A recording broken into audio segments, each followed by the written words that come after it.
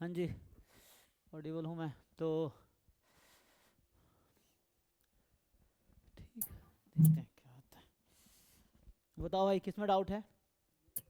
Linear algebra के PYQ. इधर वो आएगा तो। अच्छा, लीनियर का पीवाई क्यू में, तो लीनियर का पीवाई क्यू इसमें होगा ऑलरेडी।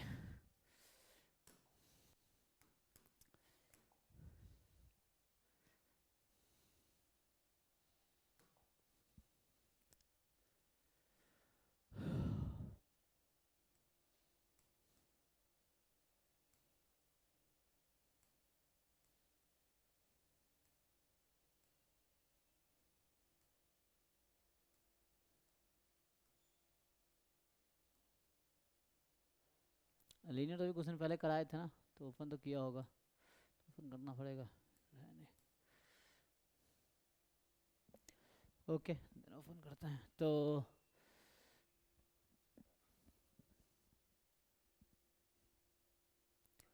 या भेजो ग्रुप में क्वेश्चन भेजो, या ओपन करूँ? हाँ, ओपन ही कर देता हूँ, सही रहेगा, दिख जाएगा तो।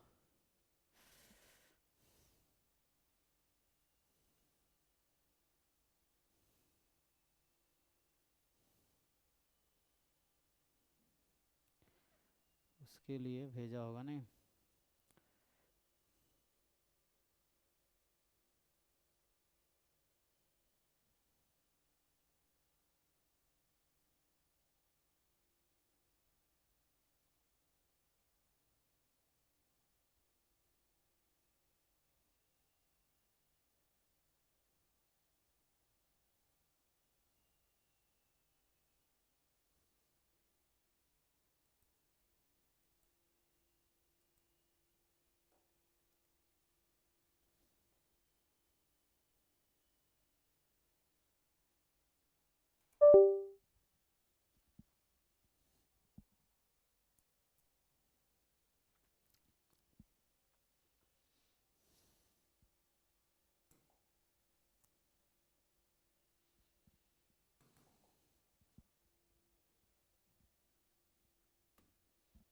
बताओ क्वेश्चन नंबर बताओ, दिख रहा ना? 71।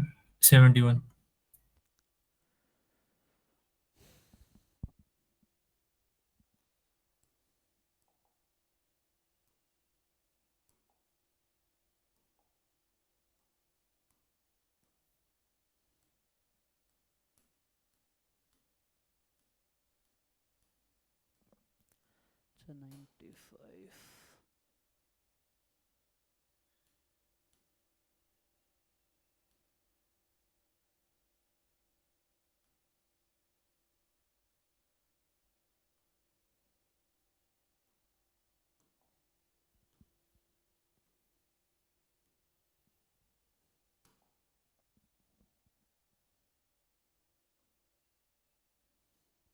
क्या डाउट है इसमें बताइए, सारे ऑप्शन बताने या कोई पर्टिकुलर ऑप्शन में डाउट है? सारे बताने। अब अच्छा, बी तो हो गया, बाकी नहीं हुए।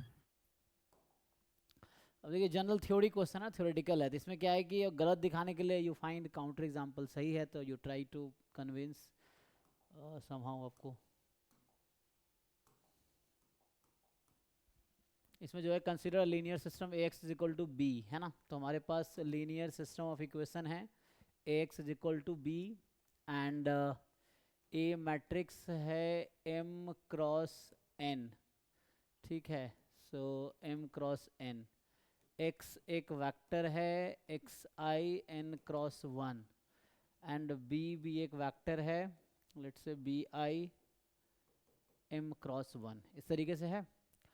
Further, suppose that there exists an m cross 1 vector C such that the linear combination Ax is equal to C has no solution. तो C एक सिस्टम है, लेट्स से Ci, और ये है m क्रॉस 1 ना।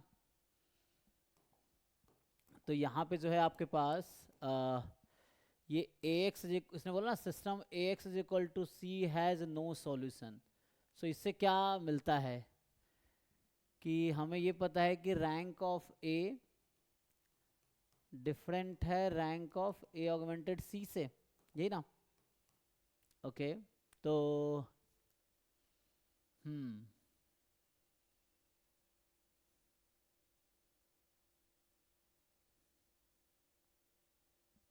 ये नो सॉल्यूशन मतलब ये कि दोनों के इक्वल नहीं है। ओके, तो उससे कुछ अभी पता तो नहीं चल रहा, आगे देखते हैं। तो कहते हैं एक ऐसा मतलब बोल रहा है कि एग्जिस्ट कर रहा है वेक्टर जिसके लिए this has no solution, which of the following statement is are necessarily true, मतलब वो जरूरी है ट्रू ही होगा। ओके, तो पहला क्वेश्चन, अगर m less than equal to n हुआ एंड d फर्स्ट कॉलम है a का, m less than equal to d first column a का, then system of equation has unique solution. देखो इससे ये होता है, जैसे मैंने पहले बताया होगा कि जो ये ax बराबर b है ना, तो अगर आपको ये बोल देता है कि vector b lies in the column space of a, मतलब if you can write b as a linear combination of columns of matrix A, then obviously B will not contribute to rank। तो इसका मतलब ये हो गया कि जैसे A और AX augment A and A augmented B का रैंक सेम होगा। तो कहने का मतलब मेरा ये सीधा से कि अगर B मान लो कॉलम स्पेस में है A का, तो A and A augmented B का रैंक सेम होगा। तो यहाँ मैं ये कहना चाह रहा हूँ कि चूंकि ये कह रहा है कि D फर्स्ट कॉलम है A का, तो मतलब D कहीं ना कहीं A के कॉलम्स के लीनियर कॉम्बिनेशन है। तो इससे ये समझ आ रहा है कि इसके पास यूनिक सॉल्यूशन होगा। तो यूनिक सॉल्यूशन समझ होगा क्या, तो मैं ये कह रहा हूँ कि डी चूंकि कॉलम है A and A augmented D, इन दोनों का रैंक सेम होगा। इसमें कोई डाउट है रैंक क्यों सेम होगा, क्योंकि डी ए का ही कॉलम है। You know rank is the number of linearly independent column, और डी चूंकि ए का फर्स्ट कॉलम है तो फर्स्ट कॉलम और डी सेम ही हो गया, तो डी तो कोई कंट्रीब्यूट करेगा नहीं रैंक में। तो जो ए का रैंक पहले था वही ए ऑगमेंटेड डी का भी रैंक रहेगा, because D is dependent on columns of A. तो ये इक्वल है। तो क्या इक्वल होने का मतलब ये है कि यूनिक सॉल्यूशन होगा? कुछ भी हो सकता है। तो यूनिक कब होता, अगर ये इक्वल होता किसके, n के। Number of column matrix A का ना, तो n के। बट ऐसा इसने कहा नहीं, इसने बस ये कहा है रैंक m भी तो हो सकता है, m लेस देन n है, तो m क्रॉस n की मैट्रिक्स है, तो मैक्सिमम रैंक a की m हो सकती है ना। और अगर mn इक्वल है तब n हो सकती है। तो मतलब कहने वाला ऐसा गारंटी तो है नहीं कि a नहीं होगा, तो it may be m also which is less than equal to n। So ये नेसेसरली ट्रू नहीं है। अब अगर इसको मैं जस्टिफाई करूँ एग्जाम्पल से, तो एग्जाम्पल ही मिल जाएगा। तो अब इस तरीके का कोई एग्जाम्पल ढूंढ लो, लेट से कोई आसान सा एग्जाम्पल बना लेते हैं जो इसको डिस्कार्ड कर दे। जैसे मान लीजिए, ये तो मैं थ्योरेटिकली मतलब मुझे पता चल गया कि जरूरी नहीं है कि n ही आएगा, अगर नेसेसरली n आता तब जाके यूनिक सॉल्यूशन होता। तो कोई ऐसा एग्जांपल बनाओ, इसने कहा m less than equal to n है, तो a मैं ऐसा मैट्रिक्स लेता हूँ m लेस देन n, तो 2 क्रॉस 3 m2 n3, ठीक। अब ऐसा लेंगे, मान लो 1 2 3, यहाँ ले लो 1 2 3, ठीक, एंड ठीक, okay, now work for this. So और d यहाँ पे जो हमें लेना पड़ेगा, मैं ऑप्शन ए के लिए बात कर रहा हूँ, है ना। तो d तो वही वेक्टर होगा जो पहला कॉलम है, 1 1 हो गया। Now what can you say about ax बराबर d के पास कितने सॉल्यूशन होंगे, तो यहाँ से देख लो सिंपली। तो यहाँ पे दिस हैज़ इन्फिनाइट सॉल्यूशन, इसके पास इन्फिनाइट सॉल्यूशन होगा, because rank of a and rank of a augmented d दोनों 1 हैं, जो कि n के इक्वल नहीं है, n यहाँ 3 है। So that's why infinite solution. तो पहले ऑप्शन के लिए काउंटर एग्जाम्पल हो गया, ठीक है। So this is a counter example for option A. कोई डाउट है देखो इसमें, किसी को पूछना हो कुछ, ठीक है ना। तो ए के लिए ये काउंटर एग्जाम्पल हो गया। वैसे बी सी के लिए बात करते हैं।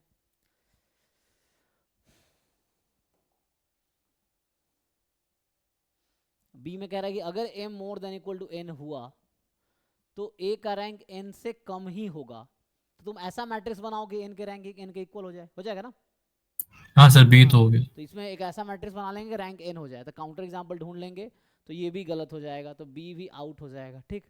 सो b हो जाएगा कैंसिल, एंड तो b भी आउट हो गया, बिकॉज हम एक ऐसा मैट्रिक्स बनाएंगे जहाँ रैंक a का n हो जाए, तो काम हो जाएगा। अब तीसरा है rank a less than m ही होगा, तो a का रैंक लेस देन m ही होगा। इस क्लेम की क्या है, यहाँ जैसे कह रहा था ना कि ये इक्वल नहीं है, इक्वल नहीं है, तो इससे ये समझ आया कि, है ना, इससे कहीं ना कहीं ये बोल सकते हैं कि a ऑगमेंटेड c दोनों का रैंक इक्वल नहीं है। तो इसका मैक्सिमम रैंक कितना हो सकता है, ये m cross a augmented c matrix जो है ना, जो a मैट्रिक्स था उसका रैंक तो m प्लस n है, यहाँ मतलब ऑर्डर m प्लस n है, ये तो हम जानते हैं। और जो a ऑगमेंटेड c मैट्रिक्स है वहाँ पे इसका ऑर्डर है m रो है, और सी एक कॉलम को ऐड कर देगा, तो ये होगा।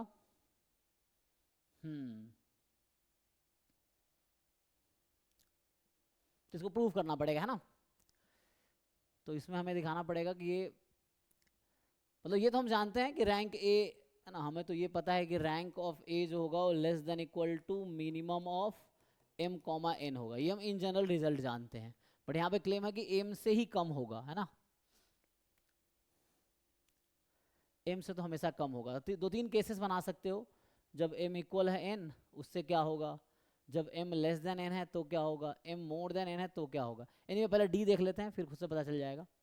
तो डी ऑप्शन में अगर हम आएंगे तो ए भी तो हो चुका है ना, सी का भी सोचते हैं, सी का थोड़ा प्रूफ करना पड़ेगा मे बी। डी ऑप्शन में क्या है कि अगर एम मोर देन एन है तो the linear combination linear system A X is equal to zero, X is equal to zero has a solution other than X power zero. तो other than X power zero मतलब बोल रहा है infinite solution है, मतलब ये कहना ये चाह रहा है यहाँ पे कि जो A X is equal to zero system है दिस हैज़ इनफाइनाइट सॉल्यूशन, ये कहना चाह रहा है दिस हैज़ इनफिनाइट सॉल्यूशन। ठीक है, डी ऑप्शन का मतलब ये है कि A X is equal to zero has infinite solution. तो इनफिनाइट सॉल्यूशन कब होगा, जब रैंक ऑफ ए इक्वल होगा rank of A augmented zero, तो वो तो होगा ही, लेकिन इनफिनाइट है तो इसको होना पड़ेगा लेस देन एन के, तभी इनफिनाइट सॉल्यूशन होगा। तभी बोलेंगे if and only if A X is equal to zero has infinite solution. ऐसा क्वेश्चन कह रहा है कि जीरो सॉल्यूशन के अलावा भी सॉल्यूशन मिलेगा, तो मतलब इनफिनाइट ही मिलेगा, तो हैज़ इनफाइनाइट सॉल्यूशन। सो अब बताइए यहाँ पे क्या कोई ऐसा एग्जाम्पल हम कंस्ट्रक्ट कर पाएंगे जहाँ पे इनफिनाइट सॉल्यूशन ना हो। एम मोर देन एन बनाना है तो एक काम करते हैं, मैं फिर से एक मैट्रिक्स कंस्ट्रक्ट करता हूँ जहाँ एम मोर देन एन हो। तो ऐसा ले लेते हैं 3x2, m3 हो गया n2 हो गया। एंड हमारी कोशिश ये है इसको गलत दिखा दे, तो गलत दिखाने के लिए मुझे ऐसा एग्जाम्पल लेना पड़ेगा जहाँ पे सिर्फ यूनिक सॉल्यूशन हो, है ना।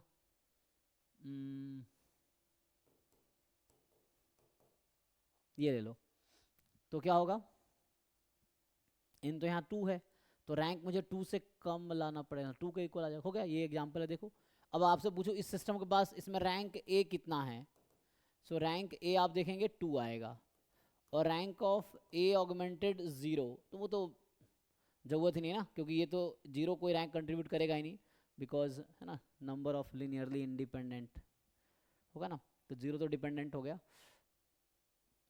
तो यहाँ से 2 आ गया, दोनों इक्वल है, और क्या हो रहा है यहाँ से ये तो n के इक्वल ही आ गया जी, है ना, दोनों इक्वल टू n है, तो ये दोनों रैंक इक्वल है, कितने सॉल्यूशन आ गए, यूनिक सॉल्यूशन आ गया।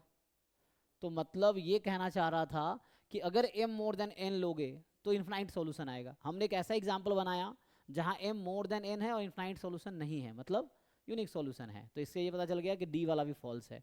तो इस लॉजिक से हमें सी को प्रूफ नहीं करना पड़ेगा, अकेला सी ही बचता है जो ट्रू होगा। एग्जाम के परस्पेक्टिव से देखें तो कि हमने चूंकि 3 ऑप्शन को गलत दिखा दिया तो यही सही होगा। अब ये सही क्यों होगा ये भी आप प्रूफ कर सकते हैं क्यों सही होगा, तो उसको थोड़ा सोचना पड़ेगा, है ना। तो यहाँ पे 3 केसेस में आप काम कर सकते हो। एक केस ले लो कि जब एम एन इक्वल है, दूसरा जब एम लेस देन एन है तब क्या हो सकता है, जब एम मोर देन एन है तब क्या हो सकता है। तो इस केस में हमें ऐसा सोचना पड़ेगा, ठीक। तो देखो m इक्वल टू एन है, यहाँ रैंक ए और rank A augmented C question में हमें दे रखा था, सी था ना, ओ ऊपर था ना, हाँ यहाँ पे ए और ए ऑगमेंटेड सी इक्वल नहीं है।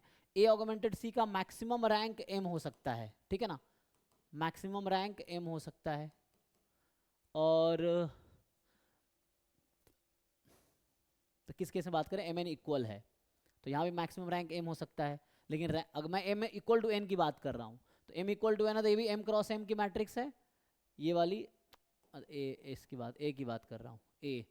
सो जो ए मैट्रिक्स है वो ऐसे तो एम क्रॉस एन है, इसकी बात कर रहा हूँ ना, तो वैसे तो एम क्रॉस एन है, लेकिन पहले केस में एम बराबर एन की बात करोगे तो एम और एम एम क्रॉस एम है, और अगर ए का रैंक एम हो गया मतलब एम क्रॉस एम की मैट्रिक्स है और रैंक एम हो गया तो ए ऑगमेंटेड सी का रैंक भी एम ही होगा, क्योंकि सी इवन एक कॉलम ऐड करने पर रैंक बढ़ सकती है, घटेगी नहीं, या तो इक्वल रहेगी, मेंटेन रहेगी, अगर डिपेंडेंट है तो मेंटेन रहेगी। एक कॉलम किसी मैट्रिक्स में ऐड करोगे तो रैंक घटेगी नहीं ना, रैंक तो बढ़ेगी या सेम रहेगी।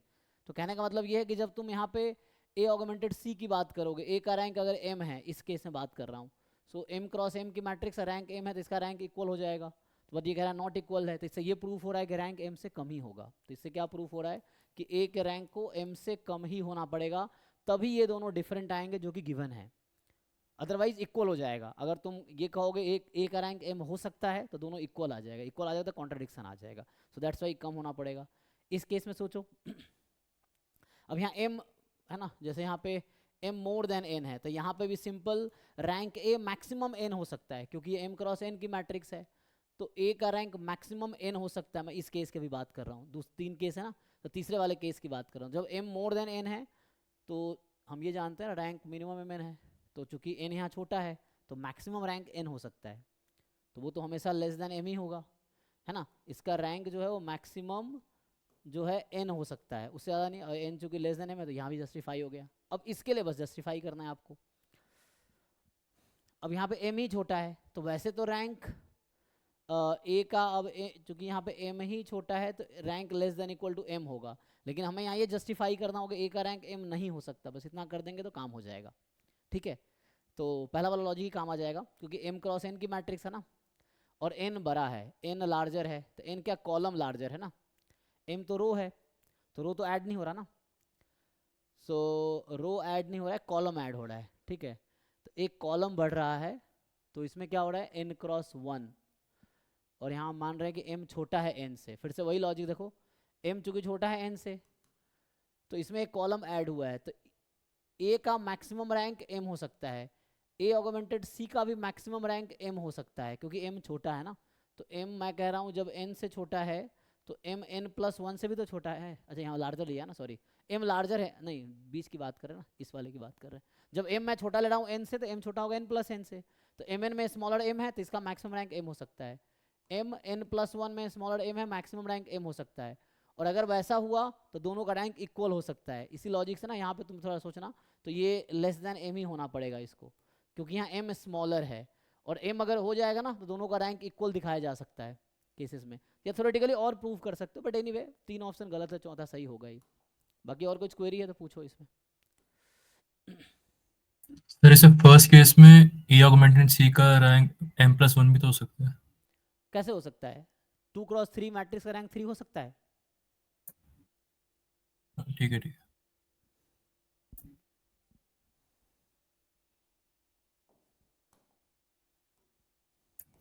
नेक्स्ट बताओ। 82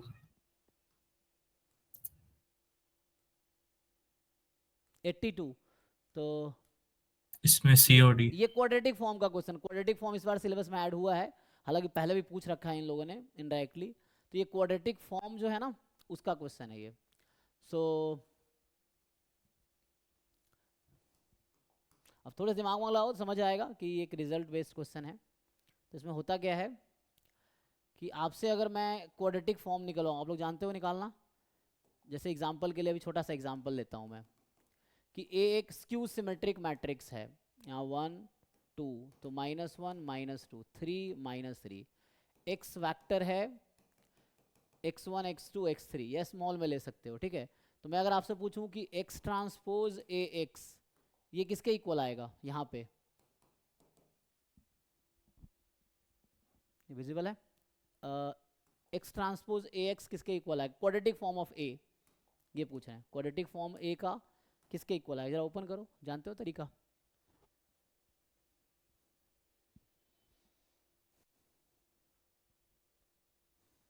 ये एक एग्जांपल है, इसके थ्रू मैं थ्योरम लिखूंगा, तो ये समझाने के लिए है। तो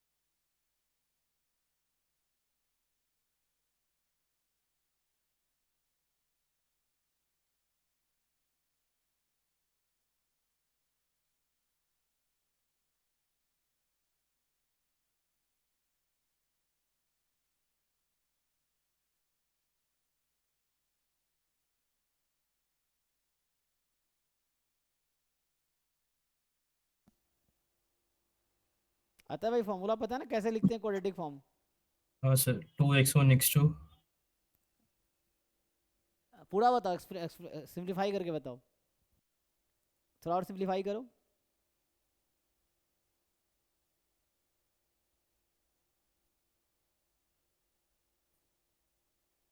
3x1 x2 plus 2x1 x3 plus 3x2 x3। हम्म, भरो भरो, आगे बढ़ो। अरे तो यहाँ जब कह रहे हो तुम 1 time x1 x2 minus 1 time x2 x1, क्या होगा मिलके?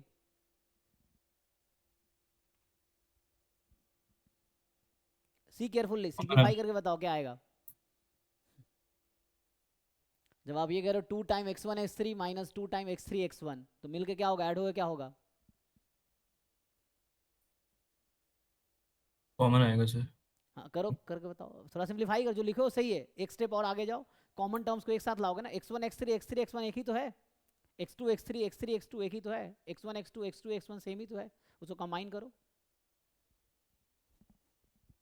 कॉमन लो।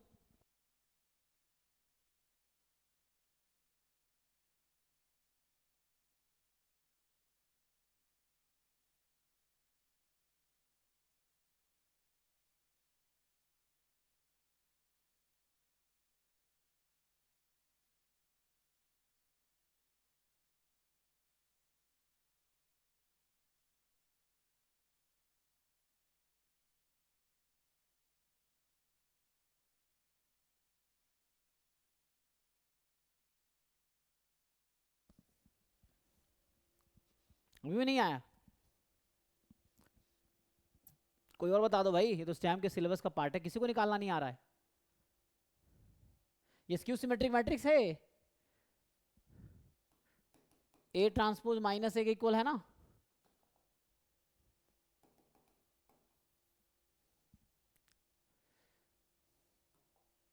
चलो भाई मैं लिखता हूँ, बताओ तुम्हारा क्या आया, वही लिखता हूँ, क्या आया है? 2x1 x2। 2 x1 x2, लेकिन x1 x2 कैसे हो जाएगा? 1 2 3, x1 x2 x3 x1 x2 x3, तो ये 2 का पोजिशन था फर्स्ट रो की थर्ड कॉलम है, तो x1 x2 कैसे आ जाएगी? आई थिंक आपको फॉर्मूला नहीं पता है। अरे भाई तो क्लास में लिखाया था ना मैंने ये इन जनरल, हालांकि स्क्यू सिमेट्रिक है, मैं इन जनरल एक कोई एक मैट्रिक्स है, वो आप सिमेट्रिकल आई थिंक लगा रहे हो आप, जैसे मान लो A11 A12 A13 A31 A32 A33, अच्छा वो सिमेट्रिक के लिए आप लगा रहे होगे ना, A31, ये सिमेट्रिक मैट्रिक्स नहीं है जो आप लगा रहे हो, सिमेट्रिक के लिए लगा रहे हो, they are not symmetric matrix.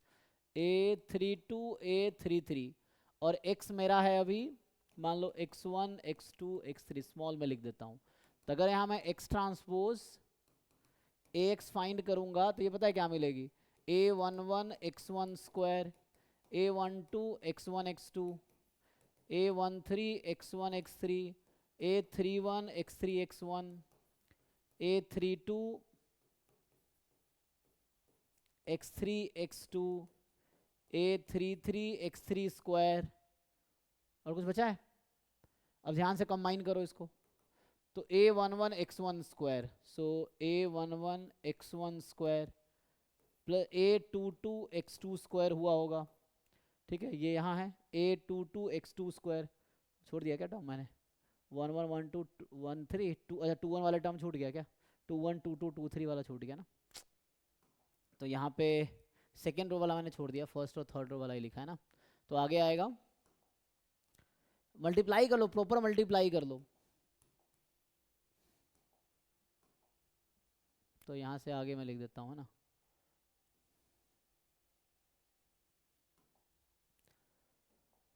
Plus A13 x1 x3 फिर A21 यहाँ पे बीच में है ना, ठीक है, तो यहाँ से आएगा plus A21 x2 x1 A22 x2 square plus A23 x2 x3, ठीक है, एंड इसको यहाँ लिख दो A31 plus A31 x3 x1,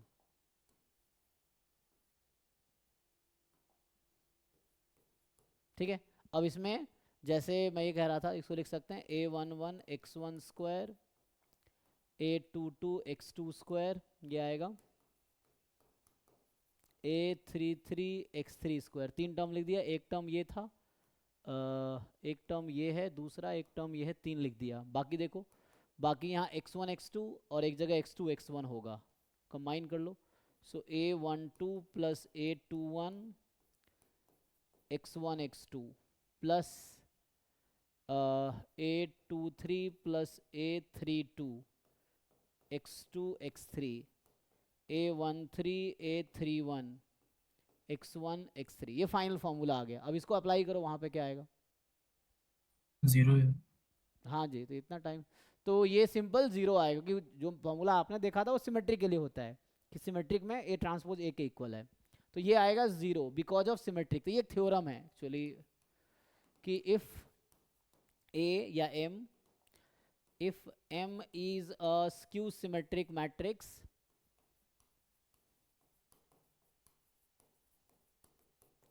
then x transpose mx this is equal to 0, है ना। मतलब m उसी ऑर्डर का मैट्रिक्स है, अब m किस ऑर्डर का लेना चाहोगे। So m n cross n की मैट्रिक्स, यहाँ मैं लिखता हूँ m जो है n क्रॉस n की मैट्रिक्स है ना, for all x belongs to R N, ठीक है। तो ये कॉलम वेक्टर होगा, ओके। तो यहाँ जो थ्योरम लिखा इसमें मान लो एम आई जे एन क्रॉस एन की मैट्रिक्स है, और x है एक्स आई, जहाँ यह है m क्रॉस 1, मतलब n cross 1, so this is n cross 1। तो ये रिजल्ट है उसका, एक एग्जांपल जैसे मैं आपको बता रहा था, ओके। दूसरा आप ये जानते हैं कि m अगर कोई भी मैट्रिक्स है, स्क्वायर मैट्रिक्स, तो m प्लस m ट्रांसपोज हमेशा सिमेट्रिक होगा, m माइनस m ट्रांसपोज हमेशा स्क्यू सिमेट्रिक होगा। जानते हो ना ये, इसमें कोई दिक्कत तो नहीं ना, कि m plus m transpose symmetric है, m minus m transpose skew symmetric है for any square matrix m। तो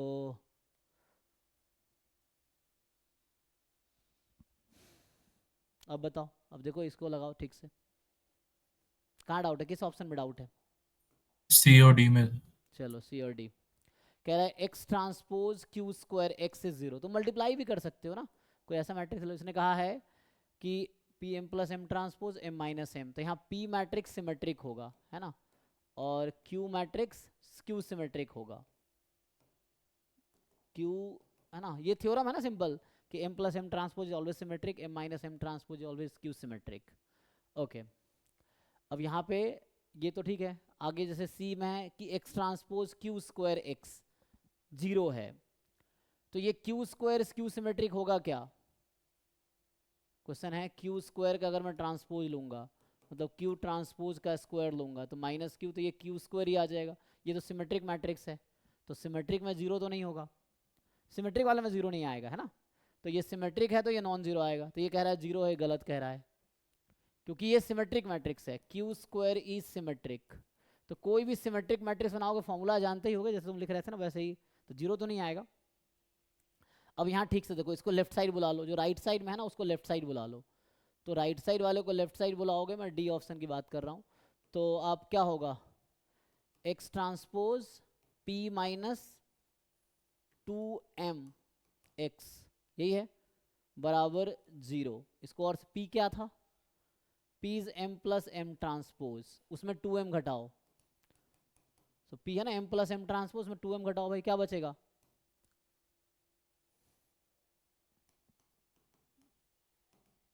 what is p minus 2m?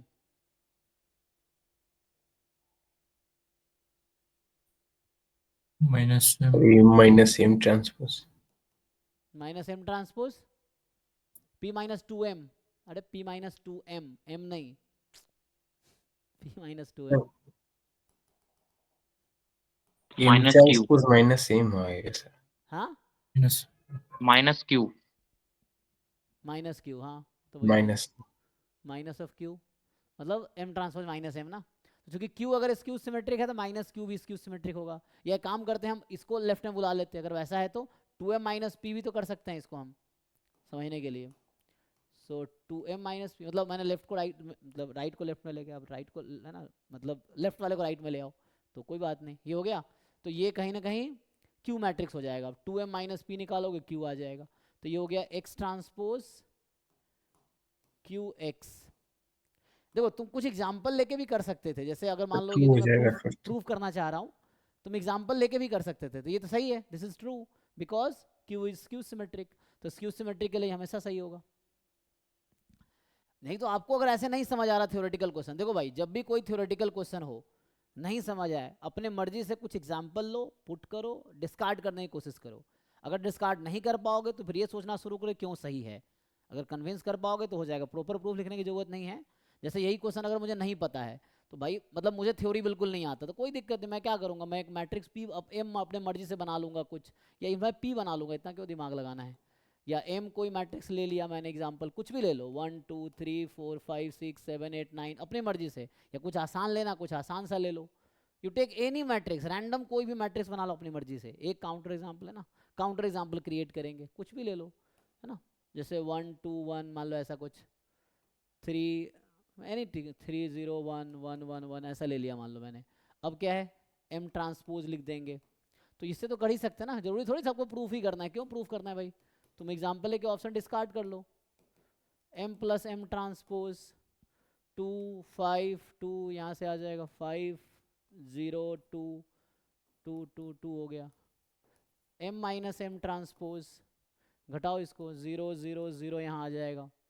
Then -1 0 1 0 0 0, ठीक है ये। अब क्या करोगे, अब इसके लिए जो पूछ रहा है वो निकाल के देखो कि 0 आ रहा है कि नहीं आ रहा है, सब में यही है, चारों ऑप्शन में यही काम करो। ये तुम्हारा P आ गया और ये तुम्हारा Q आ गया। अब जो जो कह रहा है सारे ऑप्शन में निकालो, जो गलत हो गया वो आउट, जो सही हो गया वो जरूरी नहीं है सही है, वो सही हो सकता है। एग्जाम्पल ट्रू की गारंटी नहीं देगा, एग्जाम्पल फॉल्स की गारंटी देगा। अगर एक एग्जाम्पल के लिए कोई स्टेटमेंट फॉल्स है तो फॉल्स है, लेकिन अगर हजारों एग्जाम्पल के लिए कोई स्टेटमेंट सही है तो ज़रूरी नहीं है सही है, वो सही नहीं भी हो सकता है।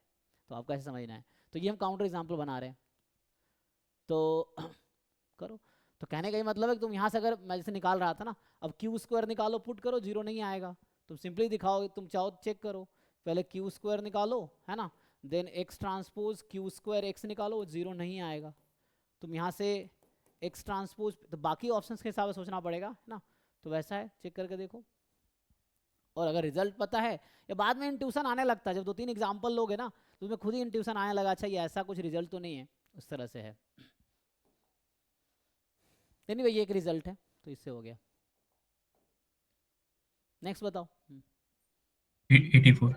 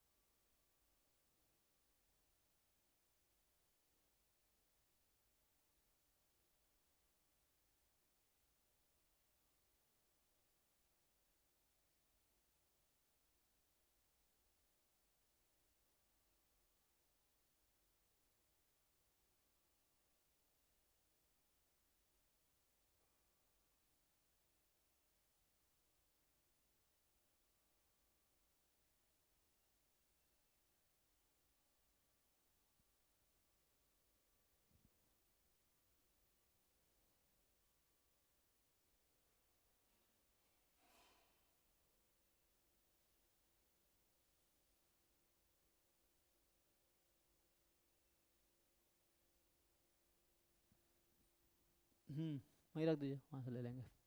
हाँ, तो नेक्स्ट क्वेश्चन 84 है ना। तो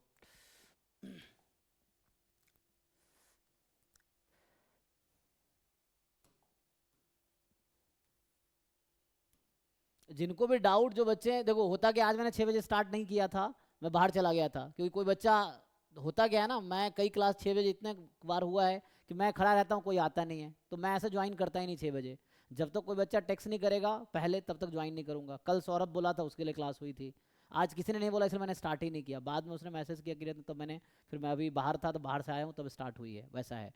तो जिनको डाउट क्लास रखना हो, मैं कई बार बोल चुका हूँ, पहले बताओ भाई 6 बजे डाउट क्लास रखना है, तुम पहले इन्फॉर्म करोगे तब मैं स्टार्ट करूँगा क्लास, वरना खड़ा हो गया यहाँ वेट नहीं करूँगा, है ना, ये है।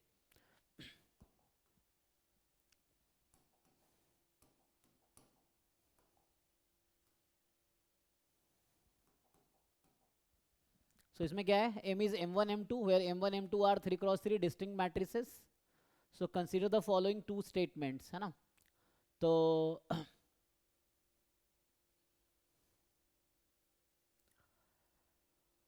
तो ये भी थ्योरेटिकल क्वेश्चन है. इसमें सिंपल है कि आप या तो थ्योरेटिकली इसको जस्टिफाई कर लो, नहीं तो एग्जाम्पल से कर लो. तो जैसे अगर ऐसे देखें हम लोग कि यहाँ पे M1 कोई मैट्रिक्स है, कोई भी मैट्रिक्स बना लो M1.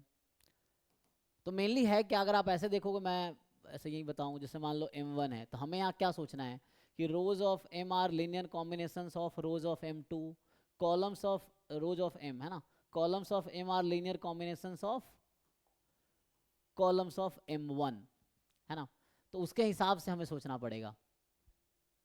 तो पहले ऑप्शन के हिसाब से अगर मैं जस्टिफाई करने की कोशिश करूँगा तो ऐसा होगा कि रोज ऑफ M2 की बात कर रहा है, तो मैं इसमें M1 को कॉलम को मान लूँगा, है ना. जैसे let's say V1 V2 V3 and M2 ऐसा ले लो U1 U2 U3. तो यहाँ जो VIs हैं वो R³ के मेंबर हैं, और यहाँ जो UI हैं वो भी R³ के मेंबर है. मतलब पहला कॉलम M हालांकि 3x3 की मैट्रिक्स है, ठीक है. M क्या है, 3x3 की मैट्रिक्स है. सो ये 3x3 है, ये भी 3x3 है. पहले रो का नाम U1, दूसरा रो U2, तीसरा रो U3. यहाँ पहला कॉलम U1, दूसरा कॉलम U2, तीसरा कॉलम U3, इस तरह से है, ठीक है. अब अगर आप मल्टीप्लाई करोगे तो क्या होगा, तो यहाँ से आपको बोला जाए भाई M1 इंटू M2 निकालो. सो M1 इंटू M2 करोगे तो क्या आएगा. तो हमें कैसे लिखना पड़ेगा इसको, या तो मैं इसे ट्रांसपोज फॉर्म में लिखूं कि ये U1 ट्रांसपोज ऐसा कर दें. एक मिनट. तो उस केस में ये भी कॉलम मैट्रिक्स हो जाएगा, ठीक है ना. मतलब दोनों को मैं कॉलम ले रहा हूँ, कहने का मतलब ये है, जो समझाने के लिए बता रहा हूँ. जैसे V1 है तो V1 will look like something V11 V12 V13, ऐसा मैं कह रहा हूँ, ठीक है. और यह कुछ है ना नया टाइप का. U1 है तो U1 भी मैं कॉलम ही ले रहा हूँ. U11 U, अच्छा ये V वाला ना, V कॉलम था ना, तो 2 1 2 3 1 होगा ना. तो ये फर्स्ट कॉलम है तो उसके हिसाब से 2 1, और ये U चूँकि रो को बना रहा हूँ तो U ट्रांसपोज मैं ऐसा ले रहा हूँ ना, मतलब U ट्रांसपोज को रो में ले रहा हूँ. तो ये होगा, ऐसा था ना, तो यहाँ U ट्रांसपोज रो है तो मतलब U कॉलम में होगा. तो कॉलम में होगा तो ये भी यही है U21, तो हमें कैसे लेना पड़ेगा ताकि U ट्रांसपोज रो आ जाए. तो लेना तो ऐसे ही पड़ेगा U12 U13 ऐसा लेना पड़ेगा. दोनों R³ का मेंबर है, ठीक है, दोनों कॉलम है. तो यहाँ मैं जो लिख रहा था ना, सो यहाँ पे VI R³ में है, मतलब वेक्टर्स का मतलब इन जनरल कॉलम वेक्टर है, ठीक है. UI आपका R³ है. तो ये इस तरह से है कहने का मतलब. ऐसे मैं U2 U3 लिख सकता हूँ, ठीक है. तो इन जनरल में अगर VI करके दिखाऊँ तो क्या डिफरेंस आएगा, तो यहाँ I आ जाएगा सेकेंड कंपोनेंट, और यहाँ जब मैं UI लिख रहा हूँ तो यहाँ फर्स्ट कंपोनेंट होगा, ये I रहेगा, ठीक है. उसके अकॉर्डिंग चेंज कर लो. तो V1 V2 V3 लिख लेंगे और U1 U2 U3 लिख लेंगे, तो ऐसा कुछ दिखेगा. अब M1 M2 निकालोगे तो क्या होगा, तो जब मल्टीप्लाई करेंगे सो V1 इंटू U1 ट्रांसपोज, यहाँ से V2 इंटू U2 ट्रांसपोज ऐसा लिख सकते हैं, plus V3 into U3 transpose. Check करो. सो ये मल्टीप्लिकेशन पॉसिबल है ना. V1 का ऑर्डर था 3x1 और इसका ऑर्डर है, अभी दोनों थे ना 1x3, तो 3x3 आ जाएगा ना. मैं ये कह रहा हूँ V1 किस ऑर्डर का है, V1 है 3x1 का, और U1 ट्रांसपोज किस ऑर्डर का है, 1x3 का, क्योंकि UI 3x1 है और VI 3x1 है, UI VI 3x1 है. तो UI ट्रांसपोज जब मैं लिख रहा हूँ UI ट्रांसपोज, तो ये ऐसा हो जाएगा, तो ये 1x3 का आ जाएगा इसके according, UI1 UI2 and UI3 accordingly, ठीक है. सो इसको मैं दूसरे तरीके से करके बताऊंगा. एक तो ये थ्योरेटिकली ऐसा मैं लिख रहा हूँ तो अभी आपको दिखेगा, लेकिन मुझे दिखाना था लीनियर कॉम्बिनेशन, तो यहाँ पे तो ऐसा हो गया कि ठीक है. तो होगा क्या, अभी यहाँ समझने के लिए, तो ये मल्टीप्लाई होकर 3x3 आएगा, 3x3 3x3 3x3, तो M1 M2 3x3 है।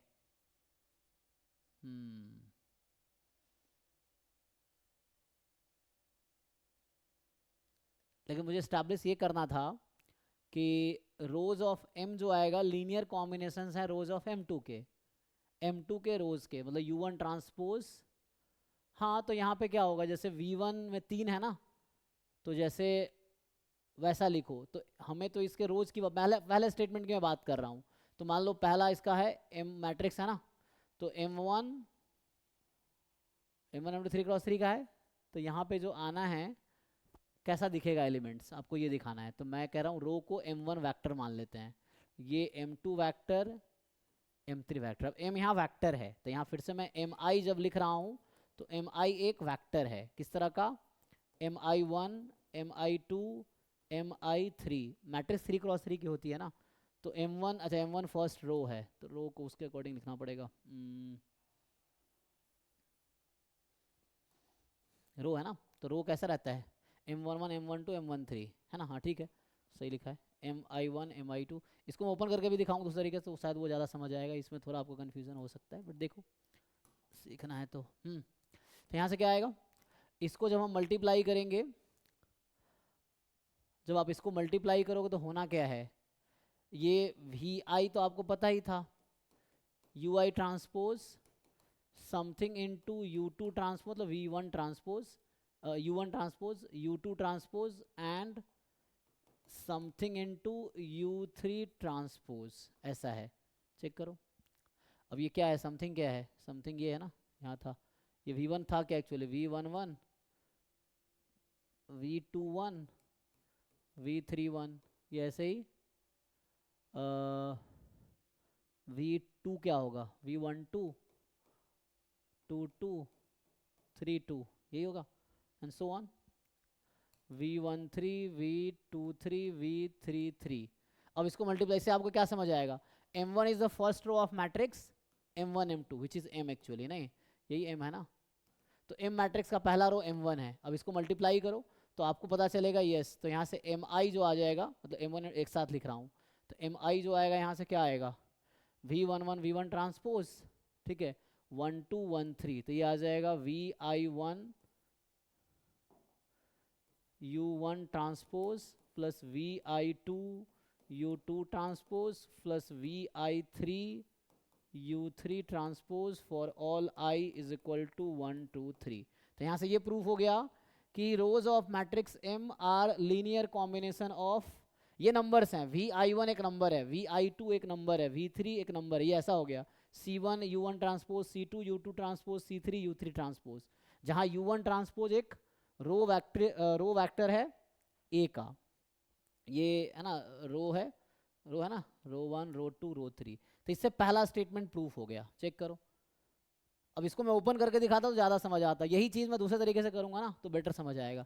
बाकी इसमें कुछ पूछना है तो पूछो, जो मैंने अभी किया है। नहीं सर, आगे समझ। तो यही चीज़ आप ओपन करके करोगे ना तो थोड़ा ज़्यादा स्टेप्स लगेंगे, बट आपको दिख जाएगा कैसे आ रहा है। तो दूसरा स्टेटमेंट भी ट्रू होगा इसी लॉजिक से, चेक करो, है ना, दूसरा भी ट्रू होगा ना। ऐसे ही अब मैं क्या करूँगा, रिवर्स कर देंगे, यहाँ हम ले लेंगे क्योंकि अब दूसरे में है कि M को दिखाना है linear combination of columns of M1, तो M1 को मैं ऐसे लिखूंगा कॉलम, मतलब कॉलम वाइज। तो मुझे, अच्छा सॉरी, दूसरे में क्या करना, ये लाइन कॉमन रहेगी, दूसरे को प्रूफ करने के लिए ये लाइन कॉमन रहेगी। यहाँ मैंने Vi को एक्सपैंड किया, वहाँ पे मैं Ui को एक्सपैंड करूँगा, बाकी और कोई दिक्कत नहीं है, हाँ उससे आ जाएगा, यस। तो ये लाइन कॉमन है, मतलब यहाँ से समझो ये पार्ट 1 का सॉल्यूशन है, और इसी में मैं अब क्या करूँगा, Vi ना पुट करके Ui पुट करूँगा ना, ये जो लिखा है ये पुट करूँगा तो दूसरे पार्ट का प्रूफ आ जाएगा। ये लाइन कॉमन है, पहला लाइन। बताऊँ दूसरा तरीका, या हो समझ आ गया इसमें क्या हो रहा है? हो जाएगा सर। हो जाएगा ना, नहीं तो मल्टीप्लाई करके देख सकते हो आप। सर एक 92।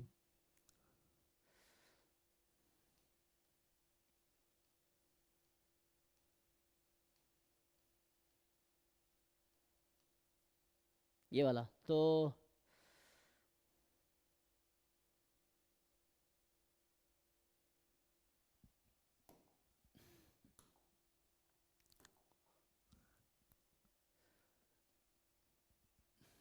तो ये कह रहा है कि V be the vector space of V be a subspace of R10, ठीक है, वेक्टर स्पेस R10 है, V सबस्पेस है. Suppose A is a 10 cross 10 matrix with real entries, ठीक है. A के V एक डिफाइन कर रहा है A के X such that X belongs to V. Okay, तो इसको बोलते हैं A के को X से मल्टीप्लाई कर रहा है ना. तो होगा क्या, X कॉलम में होगा तो first row first column, second row इस तरह से मल्टीप्लाई होगा. तो ये इस तरह बनेगा ना. ठीक है. तो क्या कह रहा है, A B is equal to A, क्या लिखा, ट्रांसपोज वी है, ये ट्रांसपोज है, 1 है. सो A1 V, ये ओरिजिनल पेपर में देखो क्या है, ये A1 है या ट्रांसपोज है. A1 V का क्या मतलब दिया, तो A टाइम V होगा. Which of the following is not true? If A is a non-singular, the dimension of V is equal to dimension of AV. ना लीनियर ट्रांसफॉर्म सिलेबस में है, लेकिन फिर भी उस टाइप का ही कुछ इन्होंने बना दिया है ना. A of V एक फंक्शन है जो कि I think A time V होगा ऐसा कुछ. And it is possible that A is non singular, dimension of V is this. A singular है, पॉसिबल है कि A सिंगुलर हो और डायमेंशन V का और AB का सेम आ जाए. अच्छा ओके, मैं समझ गया, ये 1 ही है. ये इसी में क्या किया ना इसने, A को K को 1 रखा ना. ये पता है क्या बताया है इसमें, यहाँ से कि A ऑफ V का मतलब है ये चीज़ ना, A1V ही है. 1V का मतलब हो गया कि AX such that X belongs to V, ये मतलब हुआ ना. सो AV मतलब AX. तो फिर से मैं कहूँगा एक एग्जाम्पल ले लो. अच्छा, A लेकिन 10 क्रॉस 10 का ना, थोड़ा सा ज़्यादा वो हो गया. तो मतलब छोटा मैट्रिक्स हो तो इजीली होता है, एग्जाम्पल लेके कर लें. अब कह रहा है कि A नॉन सिंगुलर है, तो कह रहा हूँ ये ऐसा क्वेश्चन है कि इसमें इज नॉट ट्रू है, मतलब एक ही ऑप्शन होगा जो नॉट ट्रू होगा, बाकी 3 स्टेटमेंट जो होंगे ट्रू स्टेटमेंट होंगे.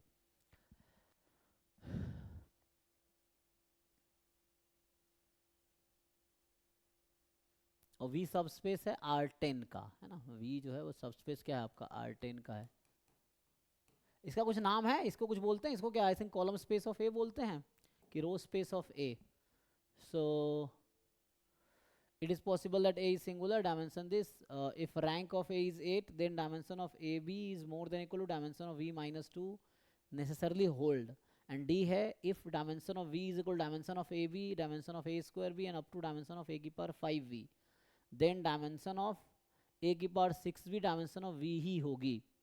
तो अभी तो मुझे लग रहा है कि काउंटर एग्जाम्पल लेके हम कोशिश कर सकते हैं, नहीं तो थ्योरेटिकली प्रूफ कर सकते हैं.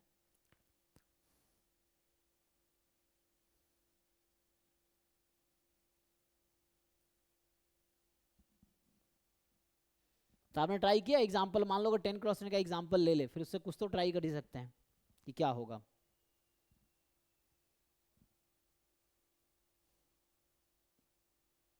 कुछ किए होगे नहीं, ये सारे ऑप्शन बताने हैं. नहीं सर, मेरे को नोटेशन समझ नहीं आया तो ट्राई नहीं करा. अच्छा, तो अभी एक एग्जाम्पल ऐसे ट्रिवियल एग्जाम्पल लो, जैसे एग्जाम्पल के लिए मान लीजिए, एग्जाम्पल समझाने के लिए किसने कहा A नॉन सिंगुलर है, मतलब ऐसा मैट्रिक्स लेना होगा जिसका रैंक 10 होगा, तो I10 ले लो A की जगह. A की जगह identity matrix of 10 cross 10, just check करने के लिए, फिर देखो क्या होगा, इससे निकाल के देखो क्या होता है. वो समझाने, मतलब ऐसे ट्रू तो नहीं, फॉल्स के लिए बता रहा हूँ. जैसे अब it is possible that A is singular, तो मान लो अभी के लिए मैं A को 0 ही ले लूँ. ऐसा कहा A 0 नहीं होगा, कहीं तो लिखा नहीं है कि A 0 नहीं हो सकता. 10 क्रॉस 10 मैट्रिक्स रियल है, तो मान लो मैं 0 मैट्रिक्स ले लिया, सिंगुलर कह रहा है ना. अब क्या होगा, तो यहाँ से V कितना आ जाएगा, A इंटू 0 है ना, तो 0 आ जाएगा. 0 स्पेस का डायमेंशन कितना होता है, तो मुझे पॉसिबल बोल रहा है यहाँ पे, देयर एग्जिस्ट का केस है. तो वैसे तो अभी जैसे आ गया कि जैसे डायमेंशन 0 स्पेस का डायमेंशन 0 होता है ना. एंड तो ए वी का डायमेंशन निकालो ना, ए वी का डायमेंशन 0 आ गया. एंड V तो RQ से आ रहा है ना. सो V तो कुछ भी, V हमारा कहाँ से आ रहा है, V आ रहा है R10 से, है ना. V is a subspace of R10, तो V में 10 वैक्टर होंगे. सो 10 वैक्टर होंगे तो कुछ भी ले लो, डायमेंशन ऑफ V 10 हो जाएगा इस केस में. यहाँ पे तुम डायमेंशन ऑफ V कुछ भी ले लो, 10 भी ले सकते हो. बट ये क्वेश्चन, तो ये अभी एग्जाम्पल इसको सपोर्ट कर रहा है, कह रहा है ट्रू है. मतलब हमें ऐसा एग्जाम्पल बनाना है कि क्वेश्चन ये कि अगर A सिंगुलर भी हो तब भी इक्वल हो जाए, ऐसा पॉसिबल है क्या?